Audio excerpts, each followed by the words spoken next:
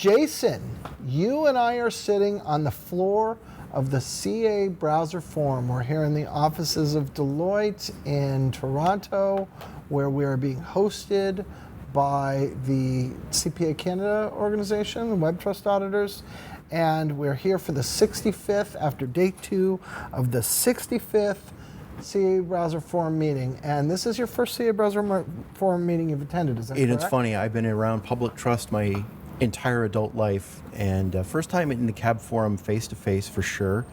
Not the first time I've listened in indirectly, but certainly have had a lot of dealings with this over the years.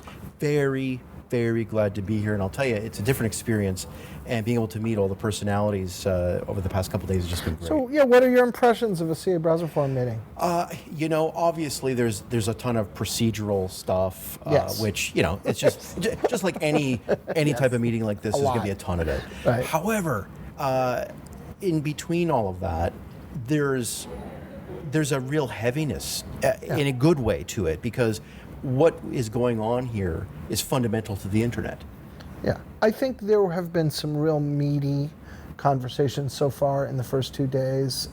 Day 3 will be tomorrow, and there may be more then, but it wasn't all, a lot of it, like you said, is very detailed things about let's get the comma in the right place, and there was that, but I think we talked about some big ideas and some important ideas as well. That is the case, and it's funny where you have a lot of different interests in the room. That's really, really clear. Not everybody is agreeing, but I'll tell you where it's really important, people do. And that especially comes to, one thing I heard today a lot was thinking about the subscriber. Yes. Who is quite often not in the room and not here. And there was a lot of thoughtfulness towards that. And thinking about the relying party. Right? At one point, one of the major browsers said, I'm sure they'd forgive me for saying this here, said, we view our exclusive goal to be to protect billions of internet users.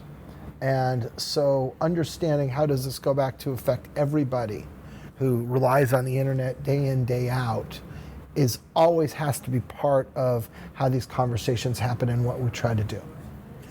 It always has to be, and that's what I was referring to about the heaviness to it, which is it's the gravity of it. Yeah, that is what I really mean. Yeah, I think that it's not an exaggeration at all to say that a lot of things that are going on in this room quietly to the rest of the world affect billions of people, and there's some really fundamentally important decisions that are being made here about what kind of certificates can be used by who, what the definition of those certificates are. Yeah. That is the role of the CAB Forum. But there's also some other very thoughtful things that are going on here as well that are related. And that's part of what I think you and I in the next few podcasts are going to be talking about, Tim, right, to get into the nitpick of what are the important points that are being made this week. I think you're right.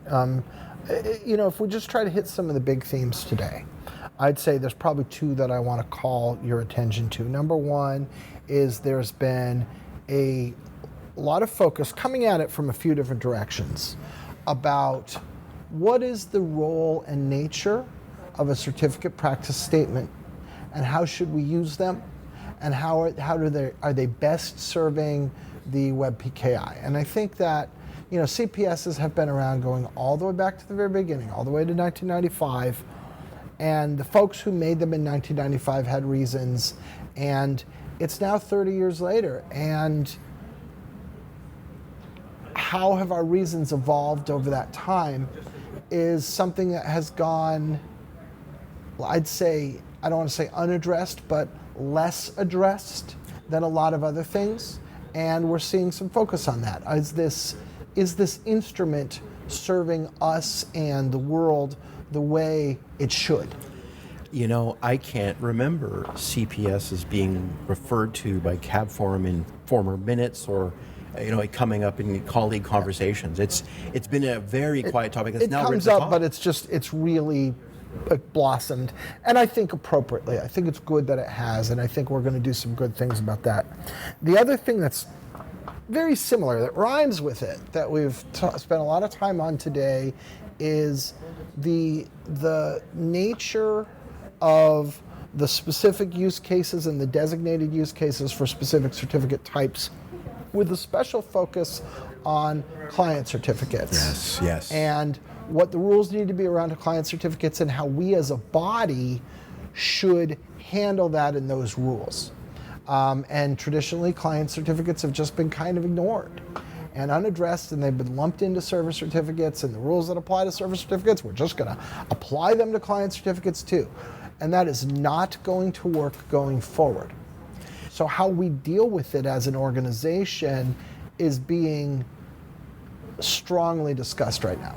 Tim, I'm going to call out a colleague of ours, Nick France, who actually said what I very much agree with, and here's where my bias is, and I'll make it real clear, is a lot of client certificate usage really is completely analogous to private certificate authorities, and therefore, a lot great discussions, very healthy discussions in the room about, gee, should we be offering an entirely new CAB forum category of client certificate CAs, right? Or on the other hand, should we not, because that shouldn't be a public cert use case at all. Exactly. Yeah. And so, I know where my bias lies, but it's been discussed heavily here, and I was really glad to be part of that discussion.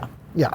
So, like you said, Jason, I think we will, as always happens, by the way, this happens with every CAB forum. Like we do the meeting, and that informs what you and I discuss in a lot of different ways over the months and years to come.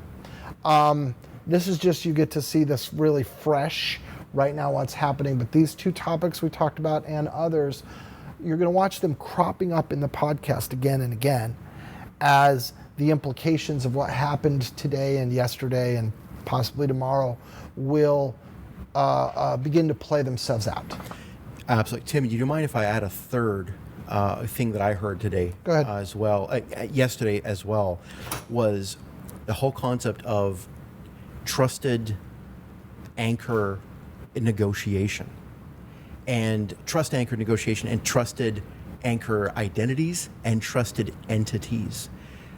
You might have heard about from you and I previously talking about Merkle tree certificates, which is a way to solve the problem of large signatures in post-quantum algorithm-based certificates. And of course, that was problematic. We brought that out on the podcast, the fact that it wasn't going to solve every use case, and it may not serve a role going forward, although it might. I'm very curious to see an IETF draft that's going to be published soon. It's going to be called photosynthesis. So that to me, that was the biggest one to me. We'll come back and we'll talk about that. That's I'd say the more evolved version of the Merkle tree discussions that we've covered in previous episodes. And that work has kept on going, and I think it's good for us to catch people up on where that sits right now. The draft hasn't even been submitted yet, so you're getting bleeding information here. When we have the actual draft, we'll return to it. Can I give you a fourth idea that came out? Yes. Tim, we were reminded yesterday, and I was so glad somebody said it, that this is right now in June of 2025. It is the 30th anniversary of the first SSL I was going to certificate. say, happy 30 years to SSL. How about that? And we are here at the CAB Forum, face-to-face in Toronto, right in the room to talk about it. That's fantastic. That's thank you very much, Jason. Thanks, Tim.